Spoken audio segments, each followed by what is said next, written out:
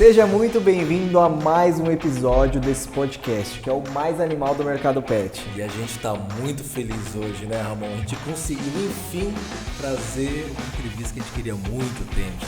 Celebridade, Jô. Eu digo que é celebridade. Aí tem que demorar, não tem que ser difícil para valer a pena, né? Tem que ser. Hoje nós vamos falar de vendas. O assunto é vendas, mas mesmo você não sendo vendedor ou vendedora, fica até o final, acompanha tudo, que eu tenho certeza que o conteúdo de hoje vai muito além.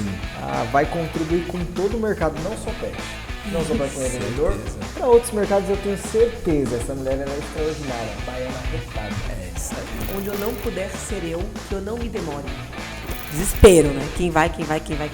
Meu chefe eu não posso, outro não posso. E agora? Meu chefe vai você. Falei, oi? Eu? Ele falou, eu sou estagiária. Ele falou, tá, mas você fala bem. Você conhece o conteúdo, você montou o conteúdo e você treinou o palestrante, cara, vai. Eu estou aqui a esta hora para vocês, porque eu escolhi estar aqui. Eu sou o Ramon Barbosa. Eu sou o Joe Cruz. E esse é o AtacaCast.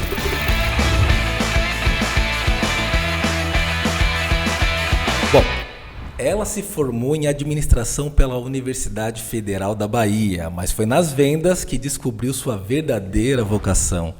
Afirma que já nasceu vendedora, tendo suas primeiras experiências comerciais vendendo gelinhos ou geladinhos, ou como se diga por aí, né? Executiva de vendas, consultora, palestrante e CEO da Posiciona, que ela já vai falar pra gente como que funciona e o que é. Já treinou e continua treinando de forma leve e cativante milhares de pessoas por todo o Brasil. Autora dos best-sellers Bora Bater Meta? E Os Seios da Vida, e tem mais um livro que está lançando, que a gente vai conversar sobre ele também. Carol Manciola hoje vende por paixão. E tem como uma de suas bandeiras a educação como meio de transformação para uma atuação consciente. Carol também é mãe, nascida na Bahia, e é uma mulher extraordinária. Bem-vinda, Carol, que alegria ter você aqui com a gente. Muito obrigada pela generosidade, por essa apresentação brilhante. Eu fico pensando como você me stalkeou para chegar nela, né? Quais foram os canais? Porque eu falei, acho que eu nunca coloquei isso no currículo. Esse cara me stalkeou, tá? Mas muito bom estar aqui com vocês, tenho certeza que vai ser um bate-papo incrível, né? Você já falou que eu sou mãe, já falou que eu sou baiana. Eu sempre gosto de destacar essas características, mas tem uma outra característica minha que você não destacou aí. Diga, nesse currículo. Eu sempre guardo alguma coisa para me tornar uma mulher surpreendente, que é o seguinte: antes de mais nada, eu sou a Carol Manciola. Né? Porque a gente fica assim, é formada nisso, eu não sei o que lá. E tem uma frase da Frida Kahlo que eu adoro, que diz o seguinte, né? Onde não puderes amar, não se demores.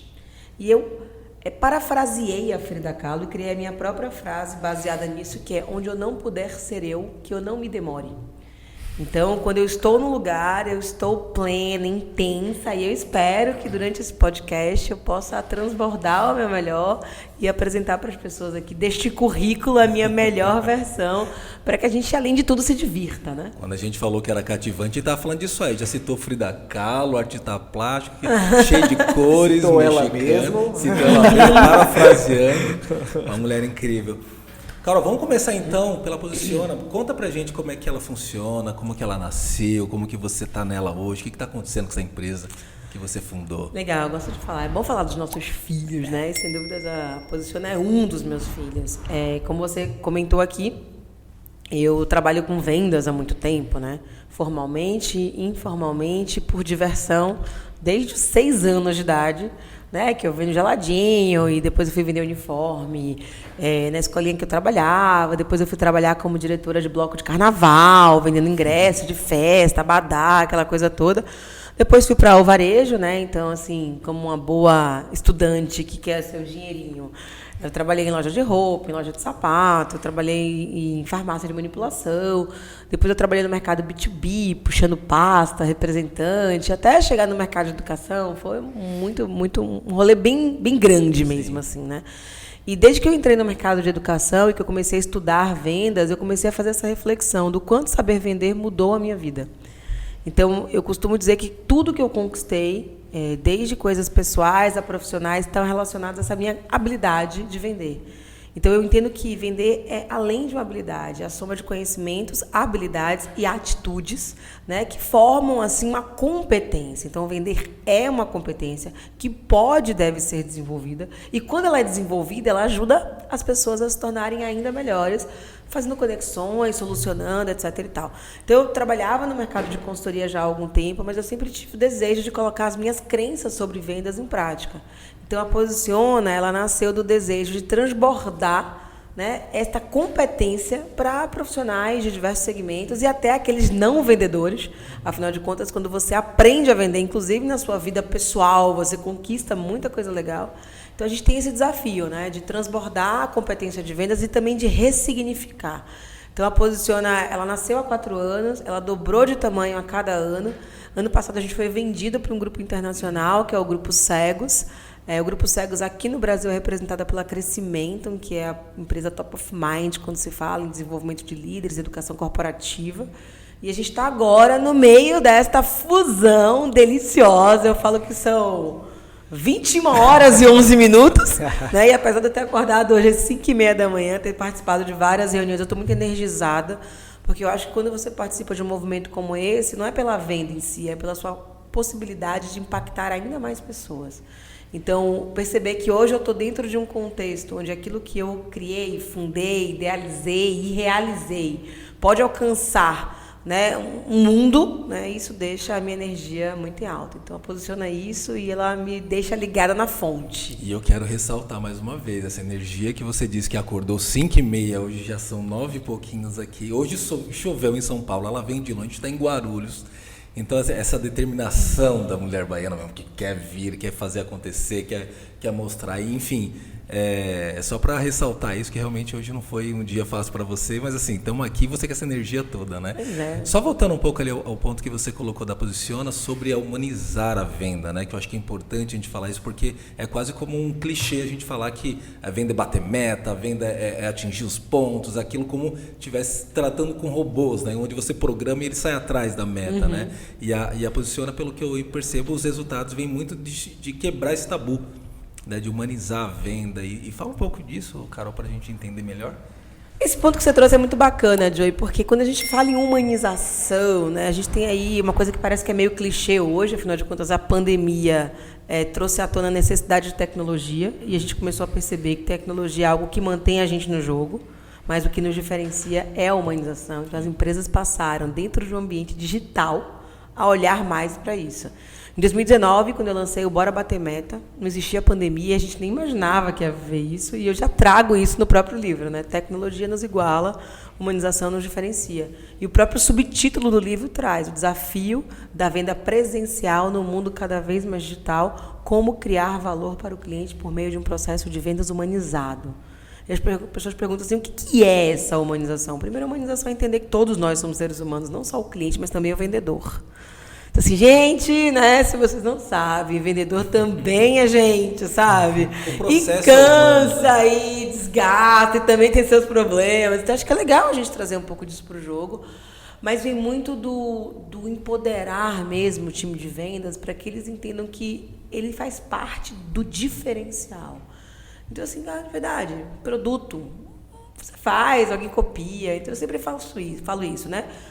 O que a gente faz, qualquer um pode fazer. Como a gente faz, só a gente é capaz de fazer. Então, quando a gente sai daquele aspecto de um atendimento robotizado, de uma venda protocolar, de um foco somente no seu resultado, e começa a entender que aquilo que a gente faz melhora a vida de alguém, melhora a relação de alguém com alguém que ela ama ou com algo, sei lá, como é que a gente fala de pet? Alguém, algo, não sei, enfim. Não é como um ser, um ser, né? Que você ama. Um ser que ela ama. E a gente começa a perceber que é muito mais do que uma transação de produto versus dinheiro, né? Ninguém compra algo que seja dispensável. Ah, mas a gente compra, assim, coisas que são dispensáveis. Cara, alguma necessidade existiu, algo te tocou, algum desejo, né? E quando você compra algo que não era necessário, ou que você percebe que era dispensável e você não usa aquilo nunca, aí você se sente enganado, né? Então, acho que ressignificar o papel do vendedor é humanizar essa relação. E a Posiciona, ela vem muito com esse propósito, de dar ao vendedor o poder que ele tem e de ressignificar o papel do vendedor nos dias de hoje. Tá. Há pouco a gente estava até conversando sobre isso, né? E você levantou um ponto importante sobre as 3 formas, né? Eu digo que as 3 formas de venda.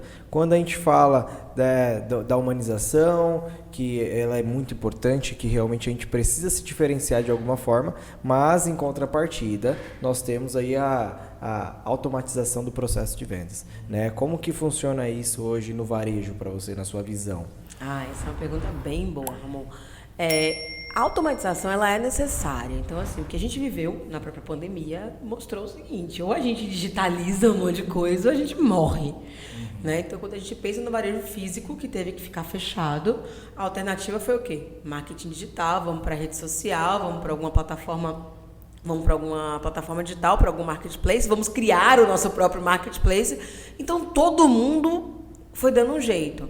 Então, no fundo, isso vai continuar. Então, tudo aquilo que for transacional, tudo aquilo que o cliente sabe o que ele quer, o quanto ele quer, que a opinião do vendedor não vai fazer diferença nenhuma, cara. Isso vai continuar e a automatização é uma tendência.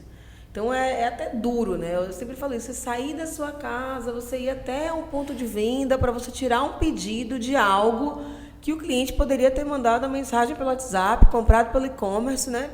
Isso é desumano. Então, assim, todo trabalho que uma máquina faz melhor que um humano é um trabalho desumano. Então, automatizar a venda em alguns produtos, em alguns itens, em alguns canais é fundamental, faz parte do jogo. Agora, tem um contraponto, que é, por outro lado, tudo aquilo que não puder ser digitalizado ou automatizado vai valer mais. Então, o vendedor, o profissional de vendas, ele passa a ser também o diferencial do produto. Então, quando eu saio da minha casa, pego o meu carro, atravesso a cidade para ir a um ponto de venda, eu não estou indo lá para tirar um pedido, eu estou indo lá para prestar uma consultoria. Eu vou fazer uma leitura de loja, eu vou entender como é que está o gerenciamento de categoria, eu vou entender quais são os itens presentes, eu vou conversar sobre o perfil de cliente que aquele, né, varejo tem, eu vou entender como é que está o movimento dele. Então, tudo isso vai me dando argumentos para que eu possa ajudar o meu cliente a crescer. Introduzir itens conectados, porque eu preciso olhar para o giro, eu preciso olhar para a margem, eu preciso ajudar ele a ter uma margem maior ou ganhar mais dinheiro através de um produto que gira mais. E aí eu saio do foco na minha meta e passo a olhar para a meta do cliente. Então, eu costumo dizer que o vendedor que bate meta é aquele que compreende que seu desafio é ajudar o cliente a bater as metas dele. E aí eu começo a sair de uma venda transacional e passo para uma venda consultiva e passo para uma venda empreendedora. Então, na venda consultiva, eu ouço, pergunto e ofereço. Na venda empreendedora, eu crio soluções conjuntas para que o negócio do meu cliente cresça. Porque se o negócio dele crescer, né, eu vou crescer junto com ele. Quando a gente olha para o balcão, é aquela perspectiva de que muitas vezes uma pessoa leiga faz uma pergunta ou quer comprar alguma coisa porque recebeu uma indicação, mas não conhece com profundidade. Então, você entrar numa loja e perguntar, cara, tem água? E o vendedor dizer não, de verdade, eu não preciso de alguém em pé, 8 horas, para dizer que não tem água. Eu preciso de alguém que diga, cara, mas é sede especificamente, é para beber algum remédio, porque, olha, eu não tenho água, mas eu tenho suco, eu tenho refrigerante, né?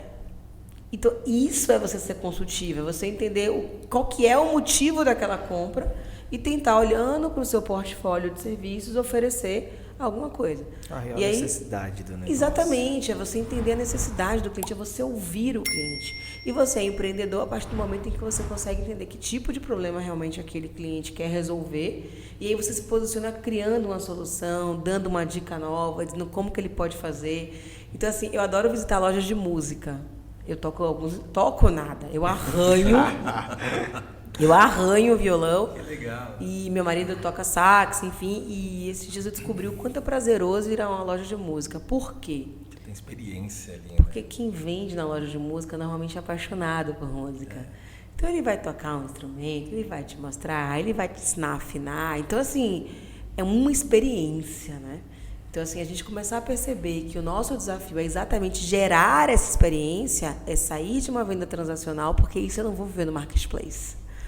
Né? E trazer para o cliente o prazer de ir até uma loja física. Então, o Fred Alecrim, um amigo meu, ele sempre fala isso. A loja física, ela não vai morrer. A loja chata, sim. Não, é uma reprogramação tudo que ela está falando, porque na nossa experiência de vendas aqui na empresa, a gente tem muitos representantes comerciais, aqueles mais resistentes, mais tradicionais, característicos mesmo, né? O que você está falando é uma reprogramação da linguagem de vendas, justamente até na abordagem, até porque é uma venda inteligente, pensada antes de sair de casa, né? Perfeito. Quer dizer, é uma venda programada, direcionada, como você deu o exemplo, né? Atravessar a cidade para tirar um pedido, coisa que hoje você já tem ferramentas que você pode fazer no WhatsApp, etc. e tal. Então, repensar a venda hoje, eu acho que ela é fundamental.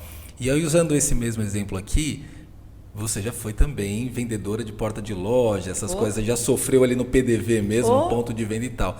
Você consegue colocar uma diferença assim, para a gente, uma principal característica da venda, do ponto de venda e o representante comercial que vai atender e receber o cliente direto na loja? Como que é isso?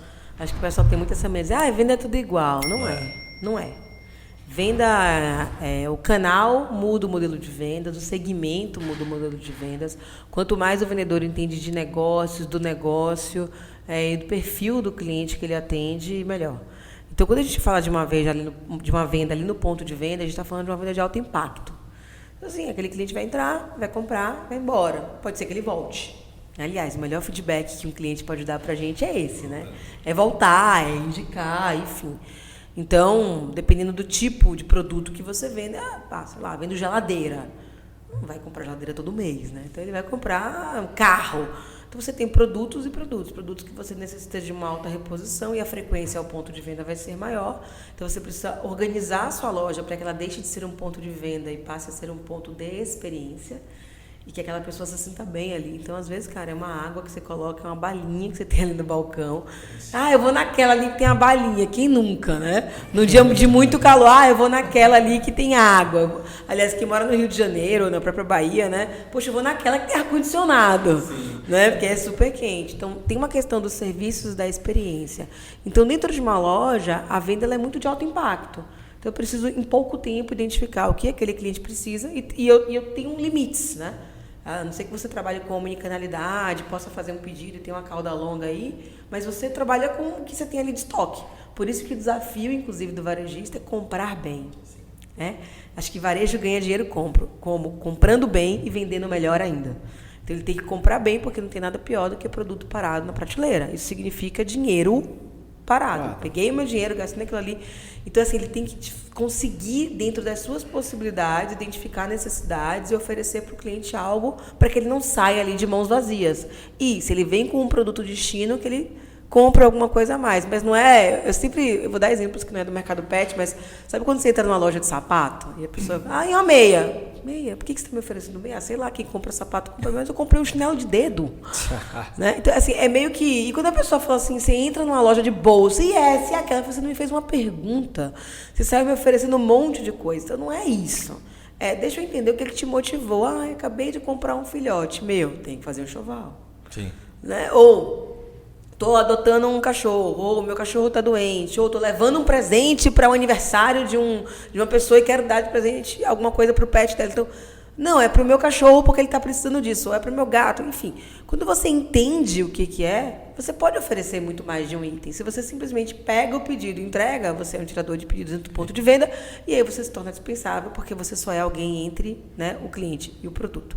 Quando você vai para a venda do representante, o rolê é bem diferente. Por quê? Porque eu estou falando uma carteira de clientes, porque eu estou falando um processo de frequência, de sequência, de você ter o histórico, de você, de fato, entender o seguinte, quais são as informações que eu tenho sobre aquela loja, o que é que gira, o que é que não gira, que outras marcas ele trabalha. Então, você tem um trabalho consultivo que está na entrevista, que é no falar, mas que está também no observar. Então, a leitura de loja é muito importante. E esse acompanhamento em termos de histórico é fundamental. E essa conversa que vai te dar informações sobre o que esse cara está precisando, quanto ele está precisando crescer, quais são os produtos que mais saem, vão proporcionar a você um direcionamento maior daquilo que você vende. E aí o acompanhamento e as estratégias de sell-out, elas fazem muita diferença. Então, o vendedor focado em sell-in tem vida curta. Entuxa o cliente, vende o que pode, passa 3, 4, 5, um ano sem vender. Agora, quando o vendedor está focado em ajudar o cliente a crescer, ele vai pensar na estratégia de sell-out, de precificação, num combo, né? Enfim, ele vai ajudar o cliente a fazer com que o produto dele saia. Então, hoje, o papel da indústria, o papel do distribuidor é, de fato, esse. Né? Fabricar é uma coisa, ser consumido é outra. Então, acho que o grande diferencial está aí. A gente está falando de um processo onde você tem histórico, onde você quer manter um relacionamento e onde o seu desafio é fazer com que o negócio do cliente cresça para que você acompanhe isso. E no caso da venda do varejo, a gente está falando de alto impacto, né? Que é aqueles momentos preciosos onde eu preciso fazer a coisa acontecer. Então, um é muito longo prazo, o outro é mais curto prazo, um é mais impacto, o outro é mais construção de relacionamento, um é atender necessidade, o outro é gerar possibilidades. A gente tem aqui alguns minutos de podcast, né? Já tem dica para lojista, você fica ligado aí, volta um pouquinho que você vai ver. Já tem dica para representante. Então é o seguinte, o conteúdo tá quente. Fica aí, calma, não sai. Antes de entrar na questão das vendas. A Carol também é palestrante e consultora. Sim. Né? Conta um pouco desse lado pra gente, né? Então, né? Tudo começou há um tempo atrás, na Ilha do Sol. O destino me levou de volta, né? Mas brincadeira, eu sou péssima cantando, mas eu não consigo desistir. Ó, citei Netinho agora, né? Eu sou com o Frida Kahlo, vai para Banda Beijo, né? Onde vai, hein? Você lembrou que era do Netinho, cara, nem lembrava. Mas, então, eu sempre gostei muito de falar. Sempre. E sempre gostei muito de estudar. E sempre quis ser atriz. Isso é real, tá? É uma frustração que eu tenho, Globo, eu tô aqui. Ah, porque, né? Vamos vai nessa. Que, vai que, né? E aí, quando eu comecei a trabalhar no mercado de educação corporativa, o meu chefe, ele era um palestrante famoso, assim, conhecido na Bahia, etc e tal. E ele ia dar aula na faculdade, ele falou, Carol, quer aplicar essa dinâmica? Eu falei, eu quero. Eu comecei a virar substituta de professor de faculdade. Eu peguei um projeto muito grande, que a gente tinha que treinar 53 cidades do interior da Bahia, então a gente contratou os palestrantes, eu montei o material, eu treinei os palestrantes. E aí, no dia da palestra, na maior cidade de todas, que era Ilhéus, eram 500 pessoas no auditório, que era no centro de convenções, com presença do governador da Bahia. O palestrante, que a gente tinha contratado, ligou de manhã cedo e falou, então, sofri um acidente de carro na estrada, não vou conseguir dar palestra hoje. Uau. Desespero, né? Quem vai? Meu chefe, eu não posso, outro não posso. Eu falei, caraca, e agora? Meu chefe falou, é você. Eu falei, oi? Eu? Ele falou, eu sou estagiária. Ele falou, tá, mas você fala bem. Você conhece o conteúdo, você montou o conteúdo e você treinou o palestrante, cara, vai. E eu falei, vou. Acho que eu nunca tive tanta dor de barriga na minha vida. Cara, foi desesperador, uma dor de barriga infernal. Eu Só falei, pensava no governador. Céu, eu vou chegar borrada. Eu não lembrava do governador, eu pensava no palco, né?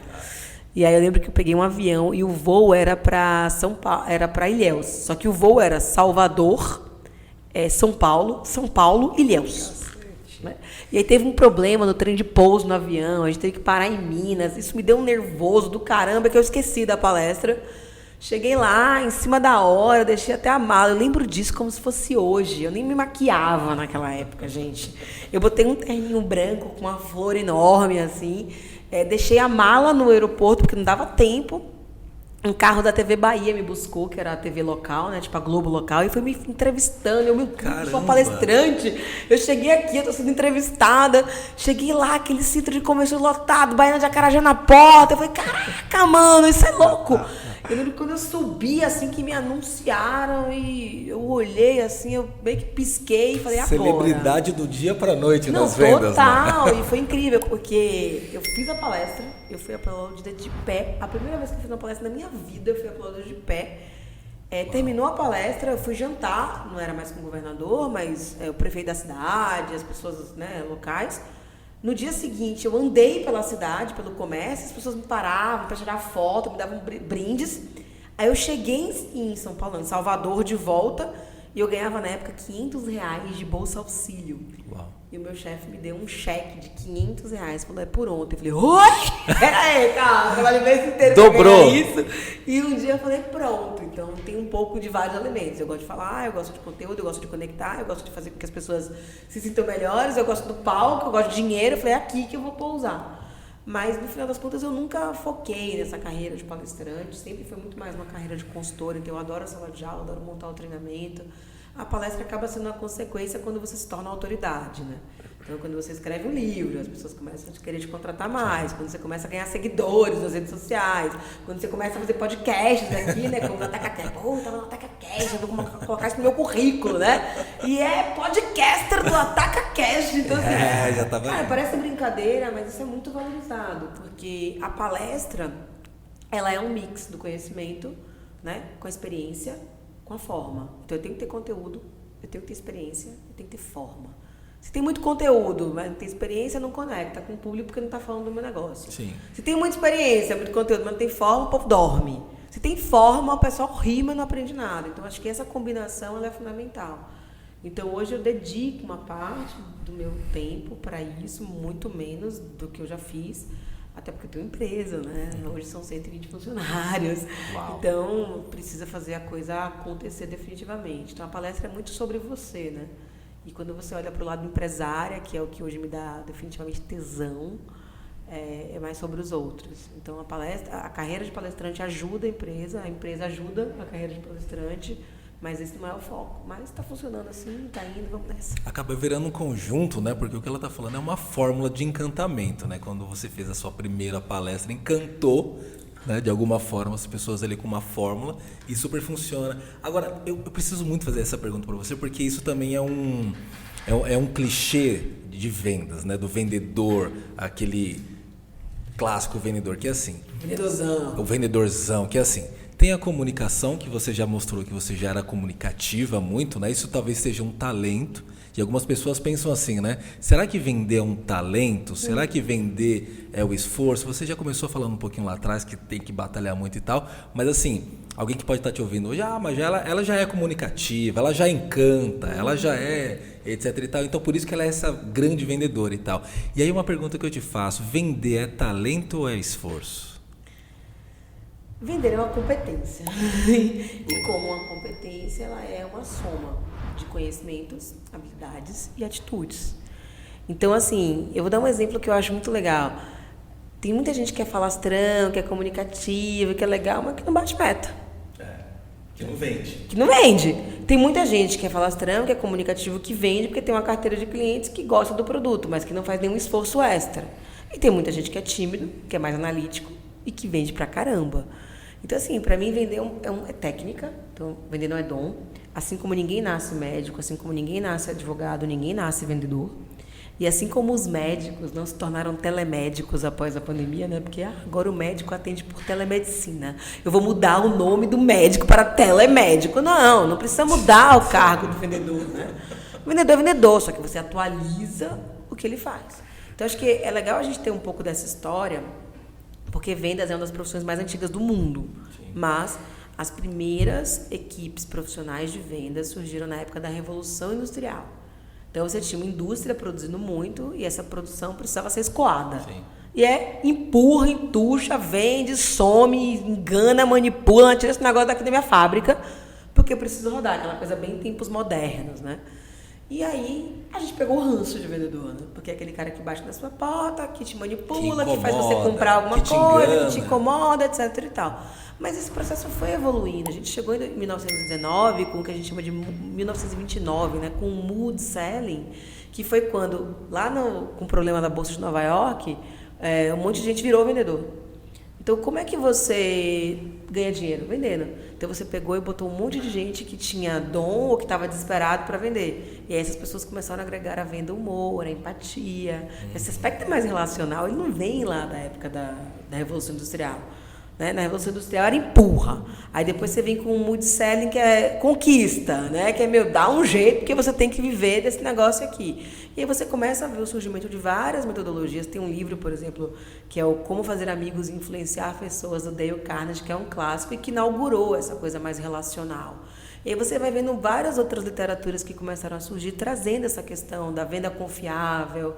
Empática. Né? Mas principalmente confiável, que esse cara não vai te enganar. Até você trazer o modelo da Xerox, né, que é super famoso, da IBM, que é o Solution Selling, que é lá da década de 70, até você chegar no Spin Selling, que é da 88, até o Challenge de 2012, até o Bora Bater Meta, que é em 2019. Né? Então, assim, é um processo evolutivo, vários estudos foram sendo feitos, começou-se a perceber que se o mundo muda, o consumidor muda, as relações entre as pessoas mudam, é arrogância demais a gente achar que vender é como antigamente. Então, é claro que tem características que podem favorecer, né? Acho que não é nem o falar, é a cara de pau mesmo, é o medo, não ter medo do não já tem, acho que isso é muito legal.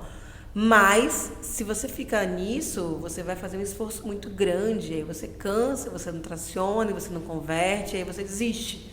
E aí você pode partir para um lugar, né, que é trazer técnicas pouco confiáveis. Então, assim, você entra num ciclo ruim. E o grande desafio é como é que eu posso me capacitar, como é que eu posso entender venda como um processo e como uma técnica, para que eu possa me atualizar com aquilo que há de mais moderno, compreendendo inclusive as relações humanas. Então, vender não é hard skill ou soft skill, é uma human skill. O Daniel Pink tem um livro que fala vender é da natureza humana. Então, quando você traz isso para uma competência do ser humano, você começa a entender que isso pode ser desenvolvido, que isso pode ser treinado e que definitivamente, nos dias de hoje, as pessoas que, né, acham que vão fazer sucesso vendendo como antigamente, elas vão ficar para trás. E aí a venda transacional vai vir, ela vai passar a competir com o e-commerce, porque é mais ou menos aquilo, o vendedor vai ser substituído por uma máquina? Claro que não, mas um vendedor que se comporta como uma máquina vai. Ou aquele que domina a máquina vai substituir aquele que não domina a máquina.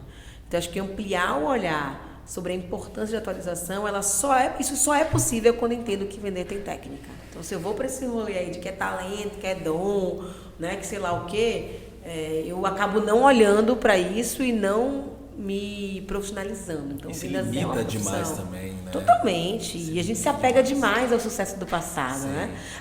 Eu sempre vendi, você vai querer chegar agora, essa menina, adorava quando me chamavam de menina. Essa menina vai querer agora me dar uma aula de vendas. Eu vou, senhor, eu vou, porque olha só, você pode vender um tempão, mas olha o que eu conquistei, olha o que você conquistou.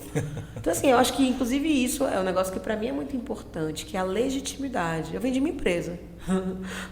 Eu falo isso, cara, olha o que eu vendi. Eu criei um negócio em 4 anos, esse negócio passou a valer milhões e eu vendi esse negócio. Então, assim, eu acho que trazer essa legitimidade, eu questiono muito esses palestrantes de vendas, que eu falo assim, esse cara vende o quê hoje? Só ele mesmo, né? É fácil, né? Ficar falando, cara, você tem equipe, você gerencia gente, você vende o quê?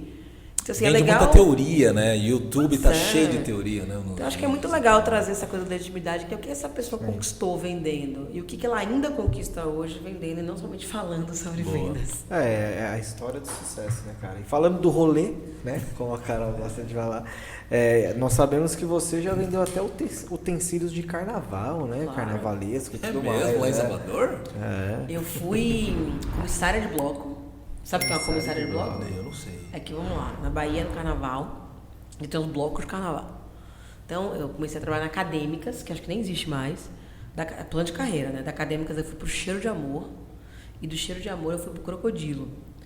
Então, eu trabalhei lá com a Carla Vise, né? Que foi quem mudou da Márcia pra Carla, e depois trabalhei com a Daniela Mercury. Né? Assim, eu e Dani, Daniel, tudo bem, Dani? Beijo, Dani! Né? Íntima, né? Super íntima, né? Mas o que eu fazia? Eu precisava ganhar dinheiro, eu queria ir pra festa. Meu pai falava, de jeito nenhum, que festa? Saquei seu dinheiro do ônibus pra ir, dinheiro 2 pra voltar. Então eu descobri esse esquema, que se eu vendesse 10 ingressos, eu ganhava 1. Só que eu era bem relacionado, comecei a vender 20, ganhava 2. Aí eu vendia 30, ganhava 3. Aí de repente eu comecei a falar assim, cara, você não quer vender pra mim também, não? Você vende 10 aqui, eu te dou metade, né? E aí eu comecei a vender muito ingresso de festa, então eu ganhava o dinheiro da ida e volta, do táxi, né? Porque de noite. E comecei a ganhar dinheiro com isso. E aí eu fui convidada para ser diretora social. Então, aos 17 anos de idade, eu era diretora do Bloco Crocodilo. Diretora social, mas era diretora, né? Se tivesse um LinkedIn naquela época, eu ia colocar diretora do Bloco Crocodilo. E aí eu ganhava dinheiro por meio dos comissários, né? Que eu criava uma rede de pessoas que vendiam para mim, não só. Aí era muito mais legal, porque não era só ingresso, era abadá. Então, assim, eu lembro que teve um ano, gente, que eu nunca tinha visto tanto dinheiro na minha vida. Eu viajei, eu saí de casa, eu aluguei apartamento por 1 ano. Eu fechei um aluguel de 1 ano de apartamento com 18 anos, Uau. De tanto abadá que eu vendi. Então, assim, era um negócio muito legal. Né? Mas sazonal, né? Só no carnaval. Não, eu sou baiana, cara. Na Bahia você tem o carnaval. Aí você tem a ressaca do carnaval. Aí quando termina a ressaca do carnaval, você tem o ensaio do São João. Aí você tem o São João. Aí você tem a ressaca do São João e na sequência começa o ensaio do carnaval, né, Carol? O Facto que tá aqui comigo é baiana. Então, assim, festa. E aí quando acaba o carnaval, vem o São João. O São João tem abadá também, que é um ingresso de festa com camisa. Cara, isso é uma máquina. É um mundo, assim, gigantesco. Então, se você for, eu tenho vários amigos hoje que trabalham com carnaval, que trabalham com Cláudia Leite, que trabalham com o próprio Cheiro de Amor ainda. E assim, a galera vive disso até hoje, né? Até hoje, então, vive do mundo da festa, né? Do entretenimento, né? Que hoje é mais chique. Você falar, eu sou da área de entretenimento, né? Então, esse é um mercado também que está se ressignificando. Porque antes o bloco era com corda, agora a discussão é bloco sem corda, aí você vai para o camarote. Então, assim, cara, o mundo inteiro está mudando e a gente está achando que vender é a única coisa que tem que ser como antigamente, né? Em todo lugar tem venda, né? Vender a balada. É a primeira vez que eu escuto comissária de bloco de carnaval. Eu já fui comissária de bordo, agora de bloco. Comissária de bloco, ganhar o dinheiro. Ô, Carol, vamos avançar aqui. Eu preciso te perguntar sobre isso, porque assim, na tua trajetória dá para ver que você veio, né, historicamente, até falando da Revolução Industrial, de onde saiu ali toda a questão das vendas e tal.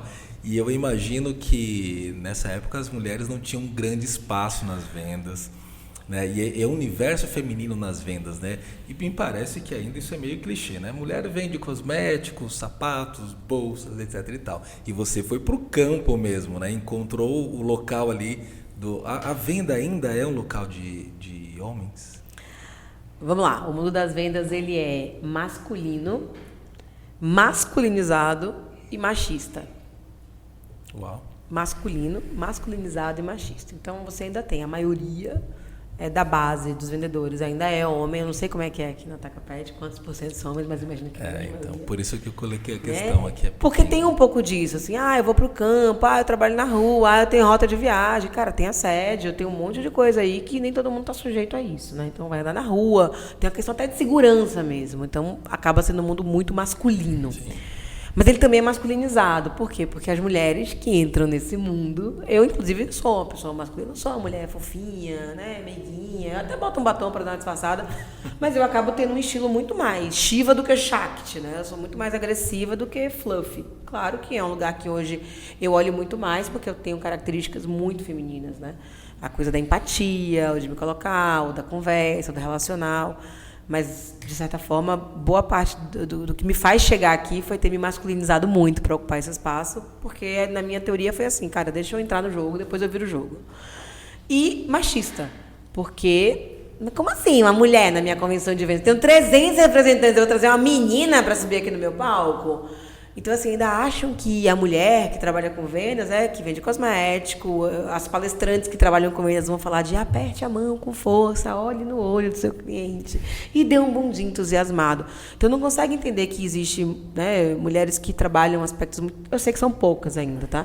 Mas que trabalham a parte técnica, financeira. É como se assim, a mulher não gosta de número. Quem disse isso, né? Então, é um mercado que está em transformação. Quando a gente olha, e aí eu vou trazer um outro livro chamado Liderança Shakti, que eu adoro, ele fala muito dos poderes, né, das energias masculina e feminina. Então, a energia masculina ela foi muito importante durante muito tempo. A gente vivia num mundo de escassez. A gente vivia num mundo de, cara, como é que você resolve? Você vai lá, mata e sobrevive. Então, era importante você ter poder, você ter hierarquia, você ter força, né? Então, essas são energias tipicamente masculinas e que no contexto que a gente viveu como humanidade durante muito tempo, ela foi necessária no poder, para que a humanidade chegasse onde chegou. Só que o mundo mudou, né? E hoje a gente percebe que a energia feminina ela é muito mais necessária. Então, quando a gente fala de uma venda sustentável, quando a gente fala que não é para empurrar as coisas, mas para entender as necessidades do cliente, vender para ele aquilo que ele precisa, na hora que a gente fala que você tem que ser empático, porque quando você fala em vendas, a primeira palavra que vem é empatia, essas são energias femininas. Então, hoje, esse poder Shakti ele é muito mais presente, inclusive nos homens. Então, quando a gente fala de energia feminina ou masculina, isso não tem a ver com ser macho ou ser fêmea, ou com ser homossexual, bissexual, não binário, cis, trans, enfim. Isso tem a ver com aquilo que você demonstra ao mundo. Então, ainda é um mercado que precisa olhar para este lugar, porque é um mercado muito diverso. Então, outro dia eu vi a Dani Junco falando isso, eu achei muito incrível, que ela falou assim, a maioria das coisas são consumidas por mulheres. Então, assim, quem toma decisões dentro de um lar, até da espuma de barbear, como eu ouvi no podcast semana passada, é a mulher. Então, quem escolhe a Gillette, que você vai... A Gillette não, né? Que chama Gillette é a marca. Mas quem escolhe a lâmina de barbear, a marca que você usa muitas vezes é a sua mulher. Então, a mulher tem um poder de decisão muito grande, mas ela não tem o mesmo poder de compra. Então, as marcas querem mulheres comprando, mas não querem mulheres ocupando espaços de poder. mas não querem mulheres nas mesas de negociação, mas não querem mulheres ganhando a mesma coisa que os homens. Então, assim, acho que é muito importante a gente perceber que se o mercado consumidor é dominado por mulheres, essas mulheres precisam fazer parte do jogo na hora que a gente fala também de grana, na hora que a gente fala também de dinheiro. Isso está mudando também, né? A gente mas é um processo muito mais lenta do que deveria, inclusive porque parte dessa luta está sendo solitária. As mulheres precisam entender que se os homens não abraçarem essa causa, a gente não vai conseguir mudar de status. Então, é um processo de educação, é um processo de letramento, é um processo onde a gente vai, né, aos pouquinhos percebendo os avanços, mas também eu acho que tem uma questão de ampliar o olhar das organizações sobre isso. Então, quando a gente fala da importância da diversidade, eu não estou falando assim, cara, coloca no seu conselho uma mulher porque é bonito, porque na foto vai sair bem. É porque ela vai trazer para você percepções que você não tinha. Pontos de vista totalmente assim quando a gente fala dos outros tipos de diversidade, né? Da diversidade de gênero, da diversidade étnica, da diversidade etária, então são muitos os tipos de diversidade. Isso significa que você está olhando para lugares diferentes, por perspectivas diferentes, e está tomando decisões muito mais embasadas naquilo que é real do que naquilo que é decidido dentro de uma sala. É isso aí, faz parte da reprogramação de vendas e linguagens, enfim. Exatamente, mas assim, o que você acha, Carol, que realmente falta, que peca, assim? Por que você acha que a mulher ainda não conseguiu entrar no mercado das vendas como deveria? De ambos os lados. Matinal de vendas às 6 da manhã. Às 6 da manhã eu estou arrumando meu filho para ir para a escola. Né? O homem simplesmente acorda, toma banho. Aliás, o homem normalmente ele acorda, caga, meia hora. Aí faz a barba, vai meia hora, embaça o banheiro do banheiro, embaça, eu falei alguma besteira? Embaça o espelho do banheiro inteiro, bota um perfume, toma um gole de café preto e vai embora. Né? E ainda dizendo assim, estou atrasado. Cara, eu sei que estou exagerando aqui, mas eu acho que quando a gente exagera, e eu sei que muita gente riu agora nesse momento, porque se viu, né? É uma caricatura para que a gente possa perceber isso. Então, a matinal é 6 horas da manhã, 6 horas da manhã, cara, estou levando meu filho na escola. Então, assim, a reunião é no sábado, porque não pode perder tempo. Cara, eu tenho filhos, né? Então, assim, a maternidade é um empecilho, sem dúvida, porque o peso sobre a criação dos filhos ainda é muito voltado para a mulher. Eu, quando estou aqui, as pessoas perguntam, com quem estão seus filhos? Né? Com quem você deixa seus filhos? Eu falo, meus filhos têm pai. Né? Mas eu tenho certeza que na hora que meu marido ouve isso, do tipo, mas você é maravilhoso, você é um super paizão. Não, ele não é um super paizão, ele é pai. E para mim, eu sou uma mulher possível, né? É sempre assim, Carol, você é uma mãe possível, né? E você é um super paizão. Porque eu tô faltando com as crianças e ele tá fazendo o básico. Então, enfim. Mas eu acho que a maternidade é um dos empecilhos para que isso aconteça. Eu acho que a própria crença, né? A coisa do machismo estrutural. Então, desde expressões que afastam, até o número de vezes que as mulheres são interrompidas dentro de uma reunião, até o número de vezes que uma mulher fala e um homem fala, deixa eu explicar o que ela quis dizer. Né? Então, assim, até o fato dela ser em algum momento ridicularizada, porque isso pode ser coisa de mulher.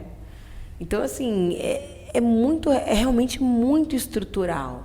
E não está relacionado só ao papel das mulheres nas vendas, está falando do papel da mulher no mundo. Na sociedade. Né? Na sociedade, no mundo. Então, a gente ainda vê organizações que não vendem cosméticos, que vendem coisas mais, enfim, comuns. E a base lotada de mulheres. Nossa, eu tenho orgulho, minhas vendedoras são 80% mulheres. Falou o diretor que tem 40 gerentes homens. Então, assim, beleza, na base tem mulher, e no topo. E cadê? Quantas diretoras comerciais mulheres vocês conhecem? De verdade, eu tenho dificuldade. Quando eu vou fazer um podcast, Mulheres na Venda, eu fico, gente, agora? Né? Não tem, você não tem uma diretora. São raríssimas as diretoras comerciais. Né? São raríssimas as mulheres em lugar de poder ainda. Então, acho que é, de fato, um processo, onde quando a gente começa a ampliar o espaço, a gente começa a fazer essa caber mais estrutura gente. toda. Mas, assim, só pegando isso aqui na Tacapet, a gente fez, né, o pessoal do comercial fez o ranking de vendas, assim, tem dos caras e tem das minas, né? Tem das meninas também. E aí, uma moça da equipe do Ramon, lá do Televendas, ficou em primeiro das vendas todas, né? Das vendas todas. De todas. E aí eu falei, e aí, qual é o próximo passo? Ela falou, fica em primeiro de todos, né? ela quer alcançar. De homens e mulheres. Porque assim, ainda que a gente tenha essa preocupação de mostrar que tem aqui, a gente reconhece de fato. Mas aqui ficou a primeira do Inside Sales? Isso. Inside Sales. E foi mais do que o pessoal de campo? Sim. Então desculpa, a base de comparação é diferente. Sim, também, né? sim. E aí justamente essa régua que a gente quer igualar, né? Porque realmente a gente entende todo esse processo estrutural, né? Que por mais que uma empresa queira movimentar, ainda tem alguma coisa ali que tem atrapalha. A própria questão de segurança, né? Pra gente que trabalha, você vai pra bocada, você vai pra comunidade. Assim, não é que esses lugares sejam inseguros, mas para uma mulher, ela acaba ficando muito mais vulnerável. É muito mais fácil uma mulher ser assaltada, uma mulher ser abordada, uma mulher ser intimidada do que um homem. Então, acho que é muita coisa, sabe, gente? E fazer essa mudança não é com uma única iniciativa, são com várias. Mas aí também tem que vir do desejo da organização. E não é simplesmente porque eu quero mais mulheres, é porque mulheres trazem mais lucro. Justamente. Né? Mais rentabilidade, elas conseguem vender mais mix, introduzir mais item. Deixa eu puxar aqui né? Mais sentimento, né? Vamos falar dos livros aí da Carol. Na verdade, antes disso aqui, eu queria pegar um ponto que a Carol ela falou lá da época ainda carnavalesca que ela tinha, né? Que ela já começou desde lá na formação de equipes, né? E eu queria que você até ajudasse a gente, né? Não só do mercado, como fora do mercado, como nós, a Tacapet como um todo, a desvendar os mistérios. Da liderança comercial ou das equipes comerciais? Das equipes comerciais. Seleção. Como que você consegue, assim, ter uma boa seleção, ter uma boa retenção, né, no mercado onde ele é tão volátil, né, digamos assim. Quanto tempo de podcast a gente tem ainda? Porque essa resposta vai agora 30 vai longe, minutos, né? Vambora. Quem manda é a chefe. A chefe ali, né? Não, mas eu acho que esse ponto, para mim, ele é o ponto. Porque a liderança é que dá o tom, né, de uma organização. Então, desde o processo realmente de você recrutar alguém até o processo de você promover, né, vamos pensar na curva positiva aí do ciclo, o papel da liderança é fundamental. Então, primeiro, que perfil é esse que eu estou buscando? Então, muitas vezes a gente não tem esse direcionador. Procura sempre o quê? O falastrão, o comunicativo, mas quer que ele seja analítico, quer que ele desenhe um plano para suas contas, né? Quer que ele saiba fazer um comparativo de year to date, né? Então, eu acho que desenhar muito bem o que você espera desse vendedor, considerando os desafios que ele vai ter no campo, esse é o primeiro ponto. E aí, na entrevista, é importante que você não só se apegue ao histórico, né? Porque o histórico está muito relacionado ao que eu fiz até aqui. Mas, hoje, para mim, o diferencial de qualquer profissional não é só vendedor, é só capacidade de aprendizado. Porque alguém que vem pronto demais, vem resistente demais, acha que já sabe tudo, né? Então, uma pessoa que vem com muita disposição, lembra que a Carol, que está aqui, trabalha comigo já, nossa analista de projetos agora, ela posiciona, né? Ela falei, não tem currículo, gente. Ela foi vendedora no shopping, não terminou a faculdade ainda. Eu conversei com ela 30 minutos, eu falei, fácil, aprende, né? Dá uma coisa aqui, outra ali, etc e tal. Então, não é o histórico. Eu acho que é olhar muito mais para o que essa pessoa quer construir do que, efetivamente, pelo que ela construiu. Então, as entrevistas têm que ser muito direcionadas a isso. E a questão do fit cultural, dos valores, né? Porque senão você contrata alguém tecnicamente muito bom, mas que não se conecta àquilo que você quer empreender naquele seu time. E aí você sai do processo de recrutamento e seleção, você vem para o processo de formação. E o processo de formação costuma ser crítico. Porque as empresas falam o seguinte, o cliente é a coisa mais importante que eu tenho, né? É o centro de tudo, customer centricity, né? E toda aquela conversa, customer experience, customer success, customer um monte de coisa. Aí você pega um cara, não treina nada, dá uma pasta com um portfólio para ele e fala, amigão, tá aqui tua rota. Te vira. Meus filhos falam isso, mãe, se vira. Né? Então, a gente não investe na formação da equipe. Não, mas eu contratei um vendedor que já tem carteira, mas eu contratei um vendedor que tem experiência. Cara, ele pode conhecer de um monte de coisa, mas do seu negócio, do seu produto? Ele sabe quais são as características, vantagens e benefícios daquele que ele vende? Ele sabe quem são seus principais concorrentes? Ele sabe que esses clientes específicos para os quais você atende e valoriza? Ele sabe qual que é o posicionamento da sua empresa? Como que ele tem que se comportar para levar isso na ponta? Investe pra caramba em branding, né? E aí cria uma marca maravilhosa e o tratamento que o vendedor tem para com o cliente não conversa.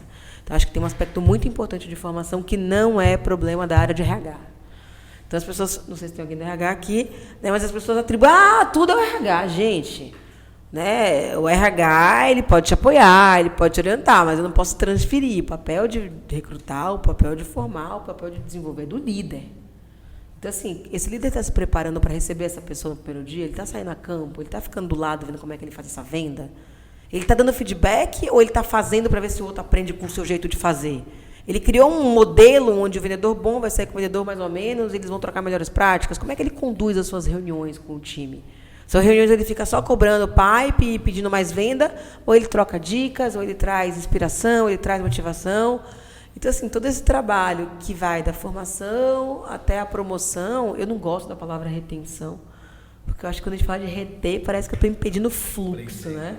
E aí eu ouvi outro dia um podcast que a mulher falava assim, cara, pedir para o RH reter um funcionário é como pedir para o padre, dizer para o padre que a meta dele é o não divórcio. Eu caso vocês, né? Mas fazer essa pessoa continuar casada, essa relação não é pontual, não é num treinamento, não é numa ação de comunicação interna, ela é na relação com o líder. Então, eu acho que o grande desafio do líder comercial ele primeiro precisa entender que ele não é um grande vendedor. Ele pode ter sido um grande vendedor, ele pode ter sido promovido porque ele é um grande vendedor. Mas se boa parte da meta do time ainda está nas costas desse gestor, ele está fazendo alguma coisa errada. O papel dele é formar pessoas tão boas quanto ele foi um dia. E aí aquela história, mas as grandes negociações, ok, você apoia, mas em algum momento você tem que soltar. Milho de pipoca só queima no fogo. Então, acho que esse desafio é desafiador. Por quê? Porque esse líder comercial, ele mal é promovido, ele já é pressionado. Então, na hora que ele vê que o time não está performando, o que é que ele faz? Deixa fazer pela galera. Ele assume toda a responsabilidade. E aí ele protege, porque se ele fala, não, eu vou falar bem, porque se eu falar mal, vou demitir. Daqui que contrata, eu estou ferrado. Então, é melhor um mais ou menos do que ninguém. Então, forma-se uma arapuca dentro da organização e o medo que as empresas têm de demitir vendedores é gigantesco, né?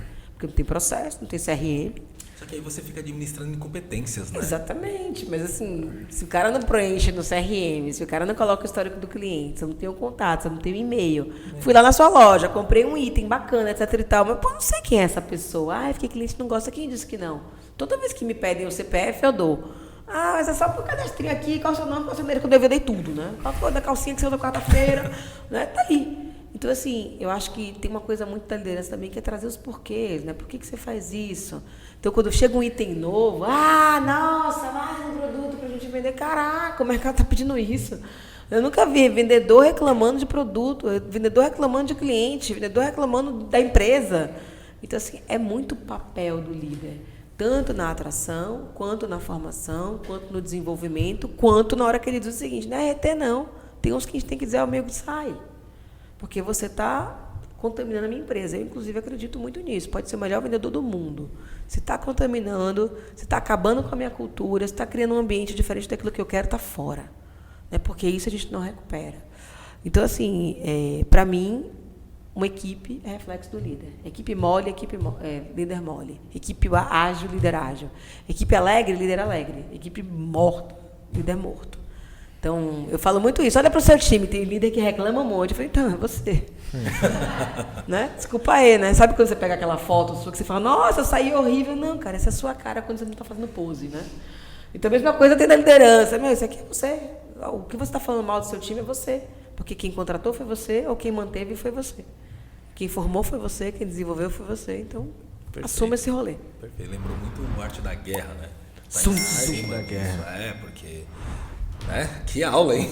Rapaz, isso aqui é uma aula conceitual. Eu fiquei pensando no nosso gerente de vendas, o Daniel, ele até mandou uma pergunta, depois a gente vê se dá tempo. Ele fez questão, sabia que você vinha aqui. Não, preciso mandar uma pergunta pra cá. Não, então faz essa pergunta, que agora eu fiquei até curioso. Perguntei. Você quer mandar agora? Eu queria falar dos livros, mas daqui a pouco a gente faz, então, pra ver. Você pega, então, Lari, a pergunta do Daniel, nosso gerente nacional. Ele fez questão de fazer essa pergunta.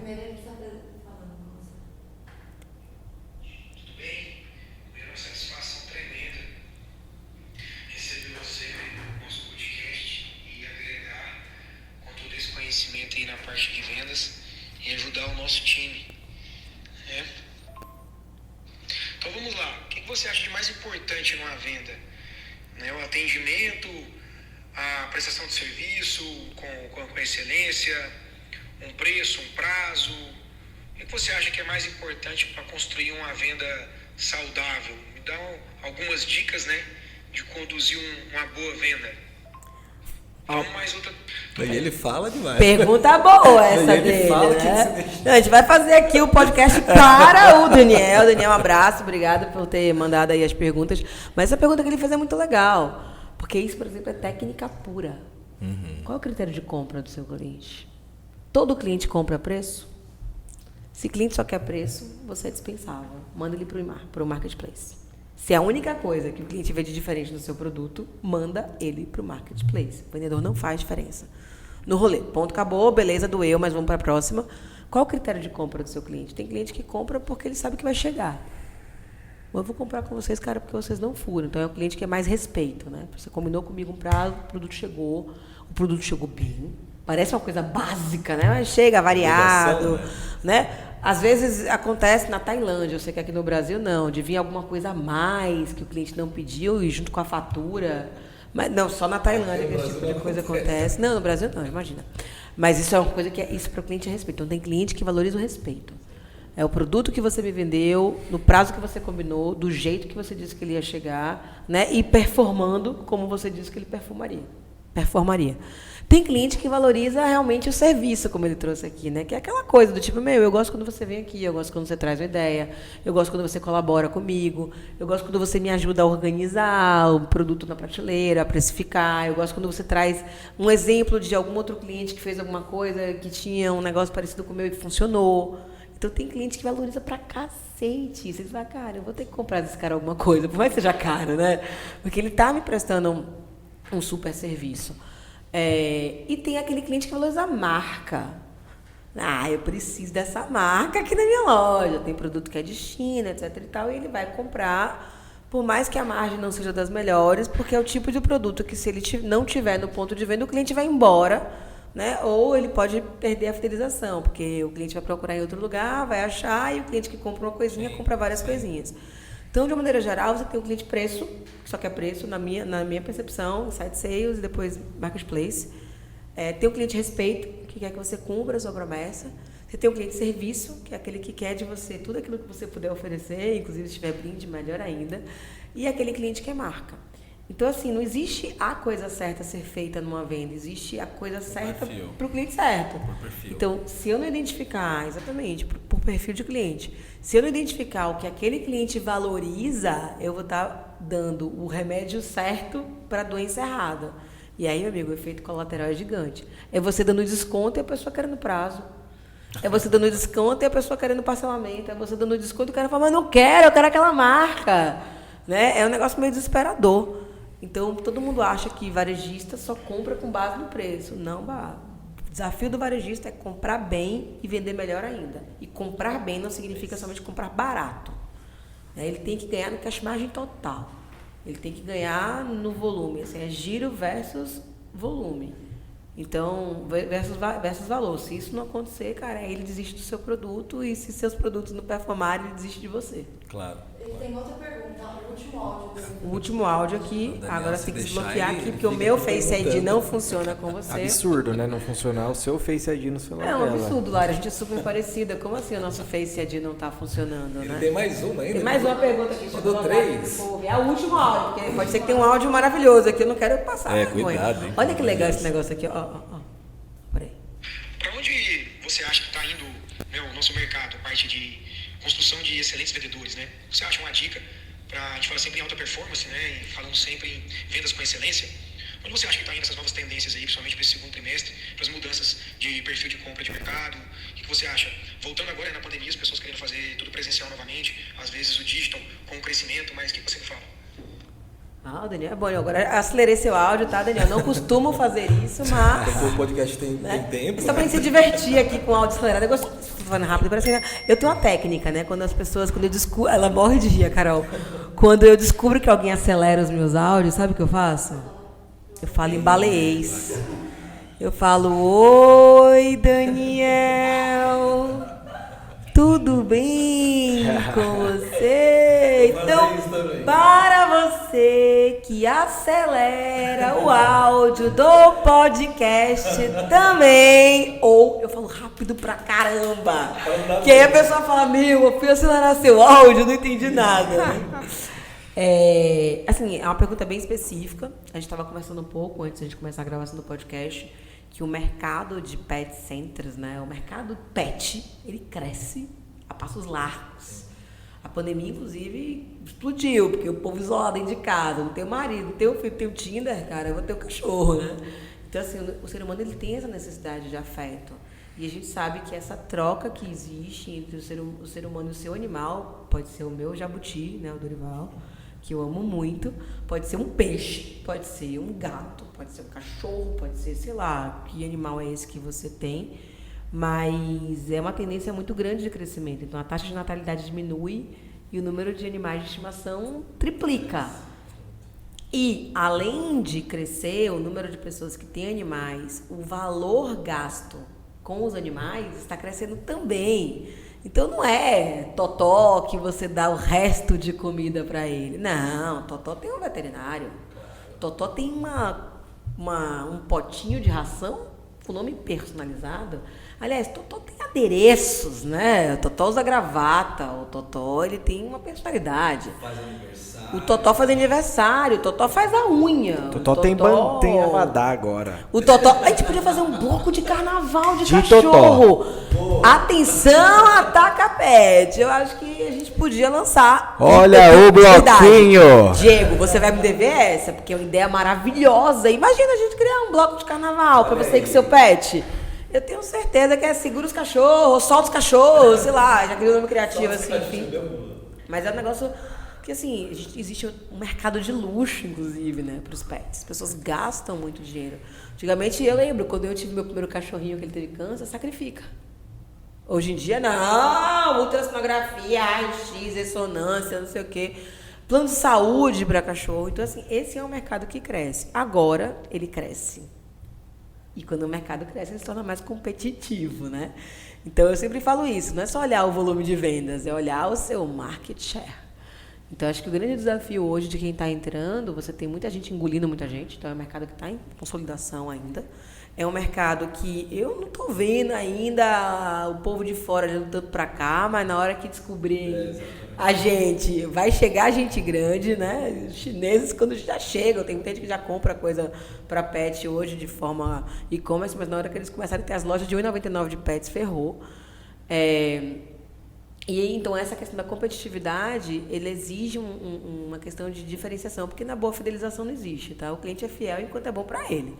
Eu não tenho nenhum contrato de exclusividade com você, tá bom? Beleza, tamo junto. A não ser quando você faz aquela venda programada, bonita, negocia um belo de um desconto, um pacote de ações de sellout, aí você faz isso lá, todo mundo é fiel, mas na hora que o pacote de ações de sellout acaba, né?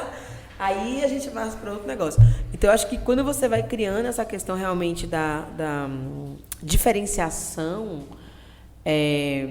quando você vai criando um relacionamento, quando você vai criando uma marca, e principalmente, né, nos dias de hoje, quando as pessoas passam a se tornar fãs do seu negócio, isso gera.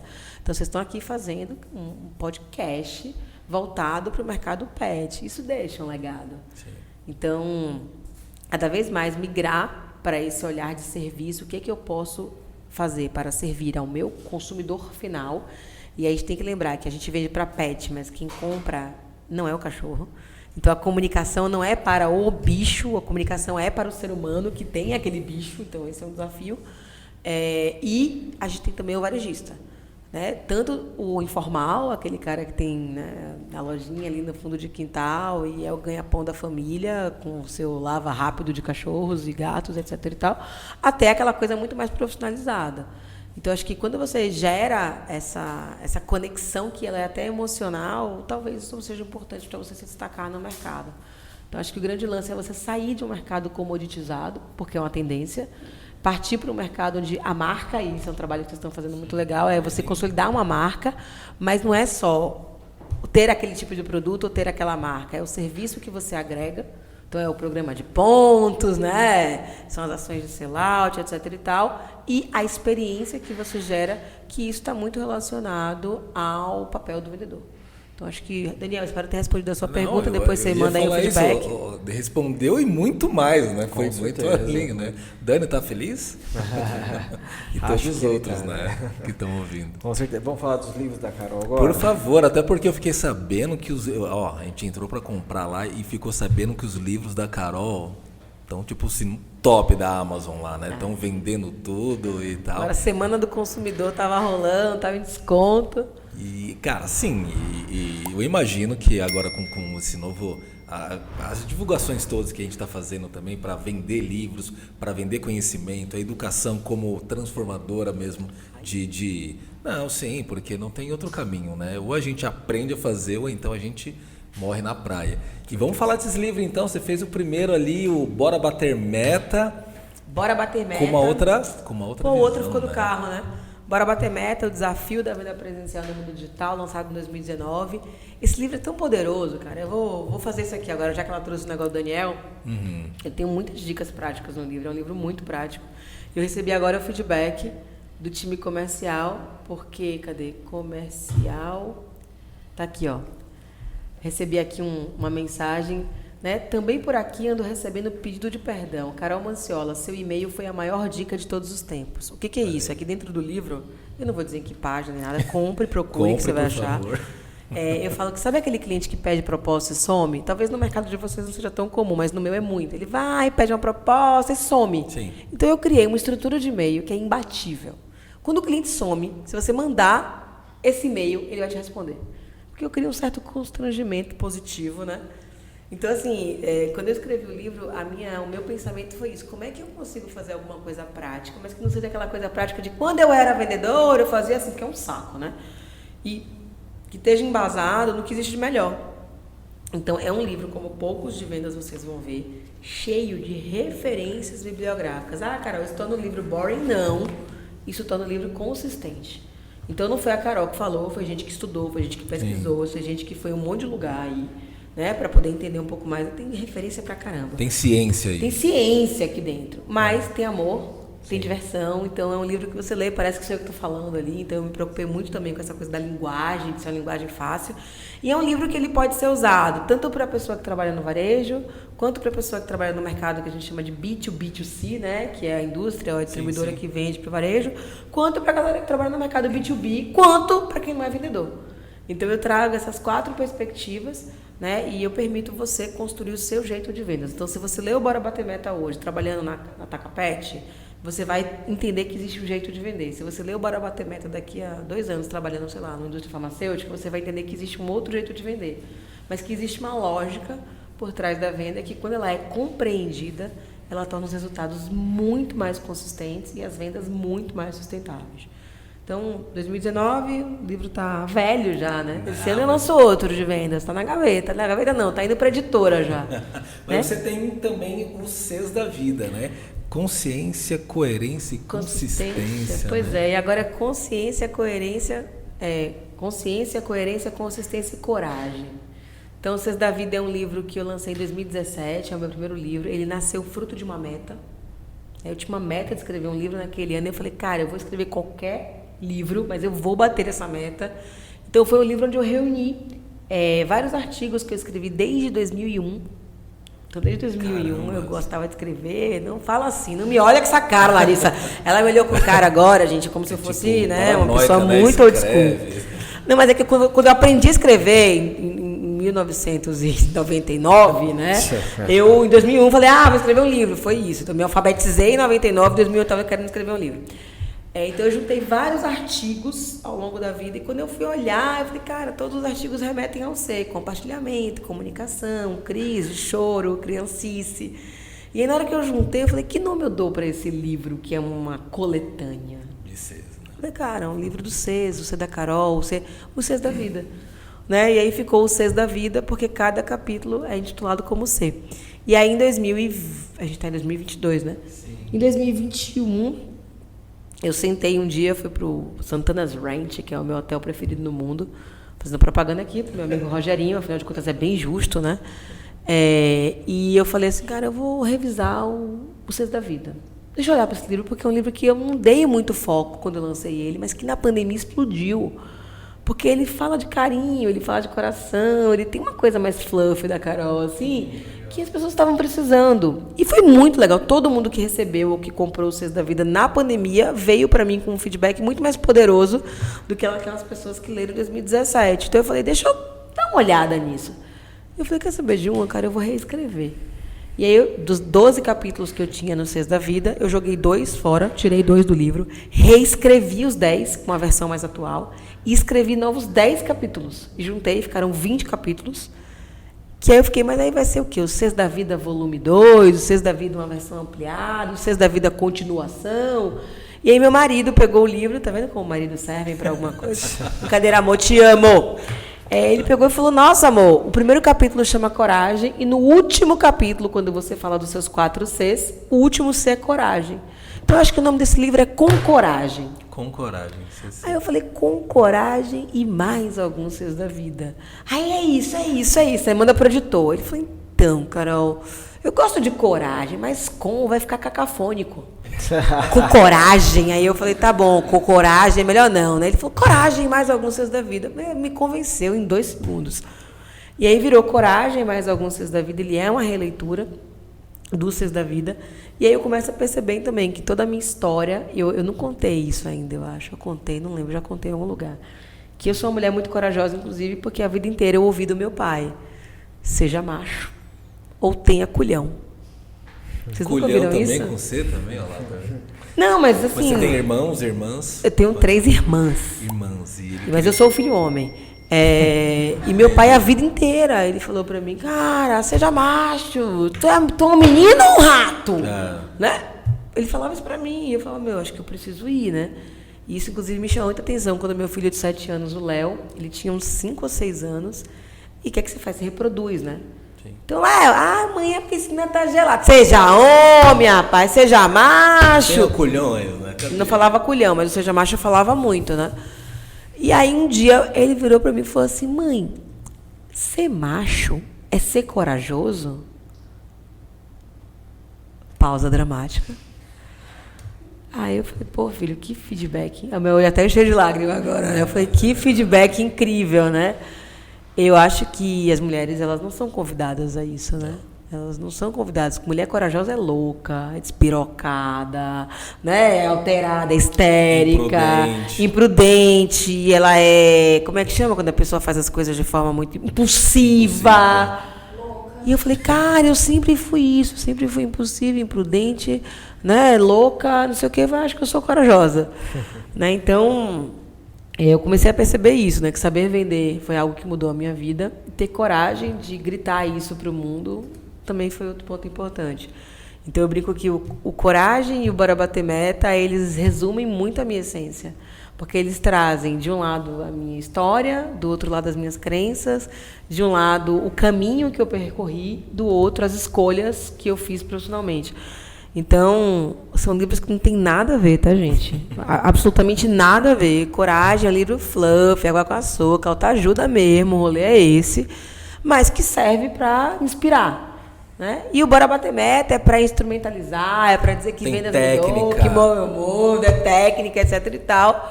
Mas as pessoas perguntam, Carol, mas qual que é a sua categoria? Eu falei, cara, eu não sei, porque eu sou de vendas, eu sou da vida.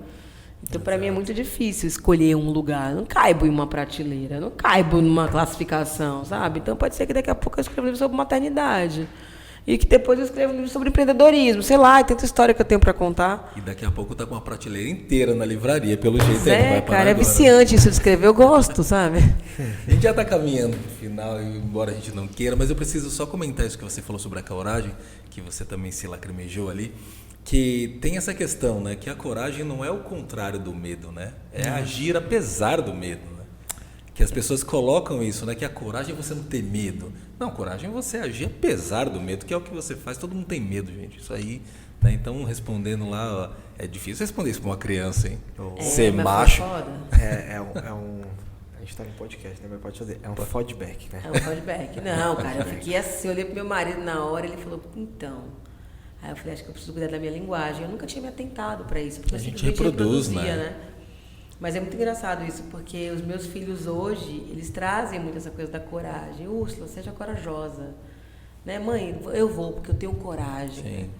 E você falou assim, coragem não é agir. Não é o contrário, não é o contrário do medo. Né? Sabe qual é o oposto do medo? Diz. E agora? E agora? Atenção, você ouvinte, valendo, né? Depois do intervalo a gente Depois conta. do intervalo. O oposto do medo é a liberdade. Porque o medo, ele te aprisiona. Então você deixa de fazer coisas, você deixa de tomar decisões, você deixa de experimentar, você deixa de ser você. Porque eu até postei isso hoje no Instagram, né? A gente gosta da gaiola. Você tem um mundo inteiro, você tem um voo livre, mas as pessoas querem, cadê meu direcionamento? Cadê meu job description? Eu falei, é muito louco, porque as pessoas querem autonomia, mas também querem uma descrição de cargos. As pessoas querem voar, mas querem se enquadrar dentro de alguma coisa que a sociedade quer. As pessoas querem ser elas, mas elas têm medo do tipo, o que vão pensar de mim se eu sair assim? Desculpa, foda-se, sabe? Tá bem, vai. Ai, Carol, mas aí as pessoas não vão gostar de mim. Eu tenho uma premissa, que é a seguinte, ser eu custa caro. Custa caro eu pago à vista. Então, assim, desde a hora que a gente começou a conversar aqui, eu não me economizei 1 minuto. Eu falei tudo que eu pensei, tudo que eu quis, tudo que eu achava que fazia sentido. Agora, pode ser que tenha alguma pessoa que ouviu e falou, nossa, que mina arrogante, que mina chata, que mina isso. E desligou, beleza, ótimo. Paguei o preço, nós pagamos o preço, que você me convidaram, de perder um seguidor, certo? É isso, de ganhar muito. Custa caro, porque é na hora, é à vista. Agora, não ser você custa muito mais caro, só que você não sente porque você paga em prestações a vida inteira. Então, é a vida inteira, tá vendo? Olha isso. Aquela criticazinha aqui, aquela criticazinha ali, e etc e tal. Então, acho que isso é importante, né? A gente assumir o rolê, bancar o rolê e tapar os ouvidos. Então, coragem, para mim, é deliberação.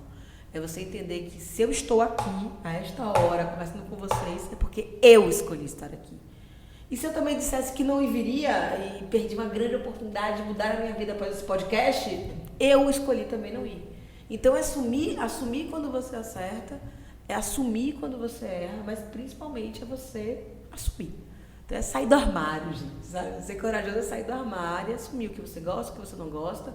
Essa história de não desista nunca é um cacete, desista. Tenha coragem de desistir. Desistiu? Tá ruim? Tá chato? Dá tchau. Então, assim, acho que a gente acabou criando um discurso de autoajuda que diz as pessoas que elas têm que ir um monte de coisa, você não tem que ir nada. Mas você pode o que você quiser. E corajoso é você assumir isso para você e para os outros. Que a gente aprendeu esse final de semana, né? Semana passada, eu te respeito, eu te admiro, mas eu tô cagando porque você acha de mim. É tipo Verdade. isso. Eu te respeito, eu te admiro, eu até me importo um pouquinho com o que você tá achando de mim na real, mas na boa, foda-se, né? Então, você tem desculpem, gente, nem sei se podia falar palavrão aqui no podcast, mas... Pode um tudo pouco aqui. pode tudo, Você né? não tem que nada. Mas assim, é um pouco disso, né? A bateria vai acabar, então Aí ela a gente começar a encerrar, lá você tá desesperada. Pois é, ela fica desesperada, eu sempre falo isso, mas a gente, olha, eu não tenho palavras para agradecer a sua generosidade. Gente, olha, se eu contasse metade do que a Carol veio aqui, ela saiu lá de longe, veio para cá, problemas técnicos, mas assim, uma simpatia, trouxe tudo que ela tem para oferecer. E outra coisa, eu falei, se você ficasse até o final, você ia ter uma lição de vida. Tivemos ou não aqui agora? Que o principal delas, eu acho que agora no final nunca é caro demais o preço que você paga por ser você mesmo. Isso é maravilhoso. Não, isso é do Nietzsche, não é meu, não. Mas eu repito porque você falou com outras palavras, né? E a gente sempre tem uma pergunta, Carol, no final. Bom, eu espero que tenha demonstrado, expressado toda a gratidão que a gente tem por você estar aqui a essa hora, cansada. Ela é mãe, gente, ela tem empresa, cansou. Nessa hora, o marido vai desistir de qualquer brincadeira. Mas é uma maravilhosa, a energia aqui foi gigantesca. E a gente sempre tem uma pergunta, né, Ramon? Assim, que a gente sempre faz e sempre se surpreende no final. E eu sei que você vai surpreender cada vez mais. Que medo agora, hein? Carol, você não alinhou esse script. Você manda vir pra cá. Falou assim, ó, depois do intervalo. Não, aí tem que ser assim, ei, Carol, atenção. Momento feedback. Aí vocês entram agora, vai gritando. Agora vamos começar o melhor da noite. Lembra disso, Marcos? É isso aí. Nossa senhora. Lembra quando a gente ligava pro rádio pra pedir a música, pra gravar? Jesus. Na fita, pra tocar no baile, né? Existia isso, Deus. Ah, tá bom. Carol, é o seguinte, faço do Jô minhas palavras, gratidão demais pela presença, gratidão demais não pela presença física, mas por toda essa presença de energia que você tem. Realmente você é muito diferenciado, um prazer conhecer você. Espero que o nosso ciclo seja infinito. E a gente finaliza com uma pergunta para todos, porque assim, mesmo que seja a mesma pergunta, sempre tem conotações diferentes, a gente sempre surpreende. Então, Carol, para você, o que é o sucesso? Fácil. Sucesso para mim é a soma de 4 palavrinhas. Sucesso para mim é consciência, é clareza, é enxergar. Sucesso para mim é você juntar essa clareza a uma ação coerente, ou seja, aquilo que eu faço se conecta àquilo que eu desejo. Sucesso para mim é consistência, porque eu tenho clareza, eu ajo, vai começar uma coisa, continuar é outra. E sucesso para mim é coragem, né? Que é no meio desse rolê todo você ainda ser feliz, né? Você ainda abrir mão daquilo que não te faz bem. Então, quando você junta consciência com coerência, com consistência e com coragem, né, você tem sucesso. E para mim, não existe um chegar lá. Ai, Carol, e agora? Você chegou lá? Eu falo que se existe um chegar lá, eu estou fazendo o caminho de volta. Né? Porque enquanto você está focado em alguma coisa que você quer chegar, você esquece de viver o caminho. Né? Então, fazer o caminho de volta é entender que a vida não é o que você tem, a vida é o que você sente. Então, possuir algumas coisas te permite ser feliz, mas você de fato gostar das coisas que você possui, né? E nas pequenas coisas do dia a dia eu falo, gente, às vezes eu vou para uma viagem para o exterior, vou para um lugar legal, mas de verdade eu não sou mais feliz aqui, eu não sou mais feliz porque eu estou aqui. Então acho que sucesso é uma régua muito pessoal, mas que sucesso está intrinsecamente ligado a esse ser feliz durante a jornada, você se apaixonar pelo processo de se tornar tudo aquilo que você sempre desejou. É isso. Um filósofo, além de Ela tudo, né? É demais. Você tem que escrever um livro agora de filosofia, pelo jeito, tá cheio de frases e efeitos. Adoro frases de efeito, gente. É instagramável, isso. Eu quero um negócio meu ali, tá na parede. Eu gostei dessa, mas acho que eu tenho umas mais legais ali. Então tem um lugar, eu tenho um lugar pra colocar uma frase sua, então. Opa! Bora? Bora! Então tá bom. Aqui é assim. Então tá marcado um lugar. Adoro conversar com o cara do marketing, né? Porque ele já tem o dinheiro, ele já executa, ele manda, assim acabou, né? Eu não tô nesse rolê aí. Cara, você é uma pessoa encantadora. A gente tá aqui, sabe? Olha lá, o marido tá ligando, o marido tá ligando. Então, pra encerrar com o marido ligando, gratidão demais. Gente, não deixe de acompanhar, tá? Tem outros episódios. A Carol, ela tá pensando que ela vai só parar no podcast, não vai ter muita coisa pra frente. Um grande beijo. Beijo, gente. Obrigado. Tchau, tchau.